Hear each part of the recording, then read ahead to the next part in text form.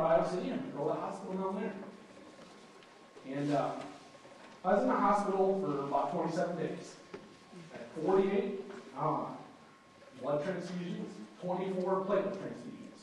So when I talk about blood transfusions, that's red, and that's the hemoglobin, that's those cells. And the platelet, it looks kind of like a creamy yellow color. And that's a lot of blood. So that means that my body wasn't making that. And here's how that works. My particular leukemia is called acute promyelocytic leukemia. The reason I want to talk to you is I want you to pay attention to what I just have to say right now. 5 to 8% of the people who have leukemia have promyelocytic. So 5 to 8 people out of 100 that have leukemia have this kind. 90% of those people that have this kind are your age or younger. So I'm 40. At the time, I'm 41 now. I'm like, the odds are way against me for even having this. But what I want you to think, now here's what I don't want you to do. Especially you boys, and then girls too. You have 4 bruises on yourself right now, you don't have leukemia. Okay? Don't be worried about that. What you need to watch for is a couple things. If you have bruises that won't go away over a 1, 2, 3 week period. If you have a fever that won't go away. I had a fever for 3.5 weeks. At that time, you need to then say to your parent, when you notice these bruises aren't going away, a lot of these bruises aren't just little bruises.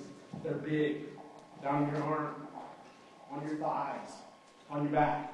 And a lot of small kids, the bruises are on their backs, and smaller ones. If you want to see a movie, it's called My Sister's Keeper. In that book or that movie, that girl had the same thing that I have. So, it's the same disease. And the other thing I want to talk to you about is how you talk to people with cancer. How many of you out there either have a parent or a grandparent or somebody you know that has cancer? Raise your hand. A lot of you do. Sometimes it's a little different talking to someone who's not your relative. And I want to tell you, it's okay to say, I'm sorry, when someone says, I have leukemia or I have it. That's okay. But here's what I really want you to say. You can beat it. You can do it. Just keep going. God's on your side. Pray for that person. Whatever you want to do. But encourage that person. Give them encouragement. And push them on. That's what they really want to hear. Every day I have 56 treatments. 50 of those are arsenic. People go, what's arsenic? Well, usually you kill rats with arsenic. It's a poison, just like chemotherapy is. My leukemia is the only time you use arsenic. So I go 5 weeks, 5 times a week, I have a 2-week break. Now, the second 5 weeks, I'm 3 weeks into it, and I'm going to finish that 5 weeks. Then after that, I have a 2-week break, and I have 3 days of chemo that's going to make me sicker than sick. If I don't get a fever, I don't have to go back in the hospital. If I get a fever, I got to go back in the hospital. My numbers will come back up again, and I have to use 3 more days of that. Then I need to go back to work when I'm done. Because I really do like working. I just want to real quick, with that, I'll tell you a couple things.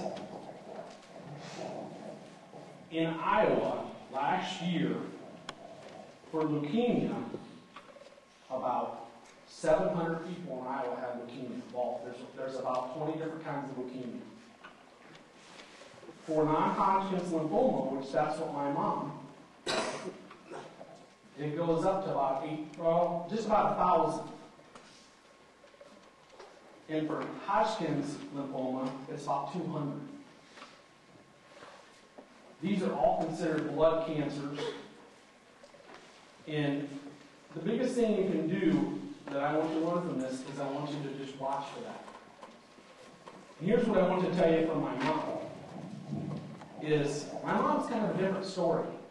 My mom went to the doctor and had what's called a colonoscopy, where they go into your colon and they look at that, and then if you have polyps, these little growths, they cut those out, and they, again, test them or culture them and see if they have anything wrong with them like cancer. But she just went through a routine colonoscopy, had those cut out, and she had cancer. But not colon cancer, she had non-Hodgkin's lymphoma. So they found some under her arm, maybe a place or two more on her body. So actually they caught it really early. And the way that works works with lymphoma, you're either stage 1, 2, 3, or 4. 1's early, 4's real late, and a lot of times if you have 4, it's not a good thing. A lot of times you're going to die. I want to step back from one thing I did forget to say.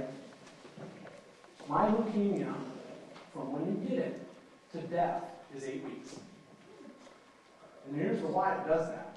Is because your bone marrow that's inside your bone, it's a liquid that makes your blood, it creates a blast cell. It's called a blast cell. When that blast cell reaches a certain age, it releases into your blood.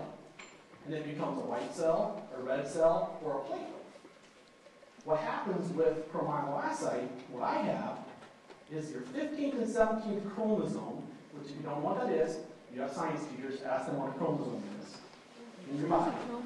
Those two chromosomes fuse together.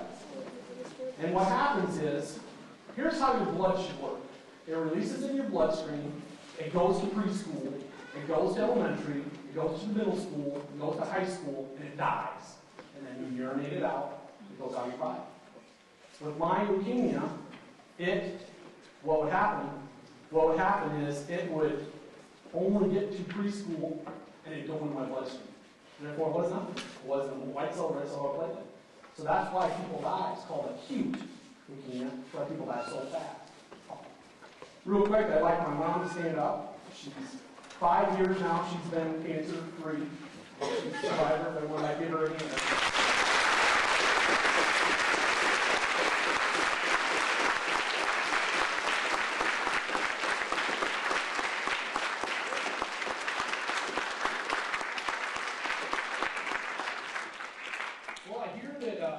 The reason I'm really here is because you guys have been raising money for this. And I'll tell you where that money goes. When I was in the hospital, you apply to the Leukemia and Lymphoma Foundation Society, and they give people money to help them. Because you don't realize how many times your relatives drive down to Iowa City, or your wife and your kids, and it costs gas money. In Iowa City, it costs a lot to park your car. And you apply for that, and they gave me $150. That doesn't seem like much, but you know what? That adds up to a lot of gas, and that adds up to a lot of parking. It means a lot. So what you're doing is helping people. Some of those people, it all depends on how much you make. It's how much you get. But some of those people can get up to $5,000 to help. So what you're doing is a big thing. And I talked to Mr. Schindler earlier, and I heard you're just over $1,000. And the goal there was $500. I'm going to put a challenge out to you. You have 3 days left to go to your grandparents, go to your aunts and uncles, ask them for their change. I'd love to see it go over $2,000. It would be awesome. Give me a box of me. I want to thank you all, and I hope that you learned something today. And I really thank my family, my church, and my work, because without them, my great support system, it's real hard. I'm blessed by God to have one of the best support systems in the world. Thank you.